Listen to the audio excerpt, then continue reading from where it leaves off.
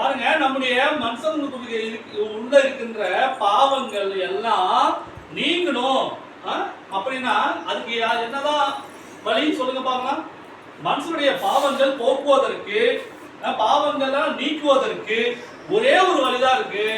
அது என்னதான் சொல்லுங்க? ஏசப்பாவுடைய ரத்தம். ஆட்டுக்குட்டியானவர் தான் யாரு? அவர் தான் ஏசப்பா. ஏசப்பாக்கு இன்னொரு பேர் இருக்கு. என்னது சொல்லுங்க? ஆட்டுக்குட்டியானவர். ஆட்டுக்குட்டியானவரின் ரத்தத்தினால் பாவக்கரை முற்றிலுமே நீங்கினதா.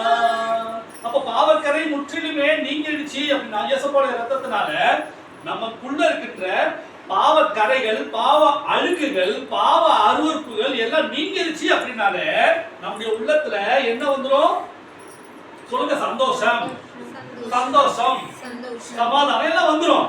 அப்போ பாவக்கரை உள்ள இருந்துகிட்டே இருந்துச்சு வச்சுங்களேன், அது உள்ள என்ன இருக்கும் சொல்லுங்க? கவலை இருக்கும், கண்ணீர் இருக்கும், அங்க வேதனை இருக்கும், துக்கம் இருக்கும், சமாதானமே இருக்காது.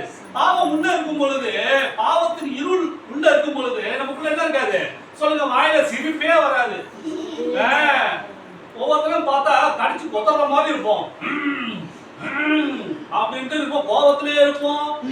சுபாவம் நல்லா அவ்வளவு சும்மா சாதாரணமா இருக்காது, சும்மா கொடூரமா இருக்கும். எவனை பார்த்தாலும் எரிச்சலாவே இருக்கும், கோபமாவே இருப்போம். டேய் வாடா வாடா அப்படி பேசிட்டு இருப்போம். சாந்தமாவே பேச மாட்டோம். எப்ப பார்த்தாலும் கவலையோட இருப்போம், துன்பத்தோட இருப்போம்.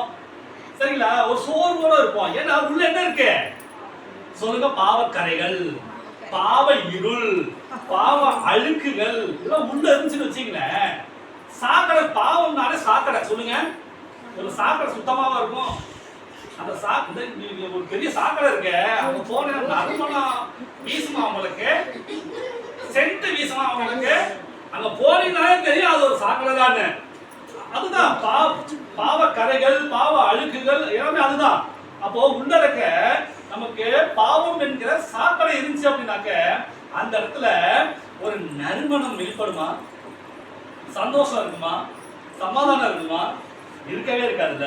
ஓகே, அப்போ அந்த பாவ கரை எதனால நீங்குது சொல்லுங்க? ஏசப்பாவுடைய ரத்தம். அது அந்த பாவத்திலிருந்து விடுவிக்கதான், அந்த பாவத்தின் விளைவாய் வருகின்ற சாபத்தில் இருந்தும், வியாதியில் இருந்தும், வறுமையில் இருந்தும் விடுவிக்கத்தான் இந்த பூமிக்கு யார் வந்தது சொல்லுங்க? ஏசப்பா வந்தாரு. ஏசப்பா வந்தது நோக்கமே அதுதான். அவரு இங்க ரத்தம் சிந்தனம். அந்த ரத்தத்தின் மூலமா தான் மனுஷ பிறவிகளாகிய நமக்கு பாவம் மன்னிப்பாகிய மீட்பு அப்படின்னு சொல்லிதான் ஏசப்பா இந்த பூமிக்கு வர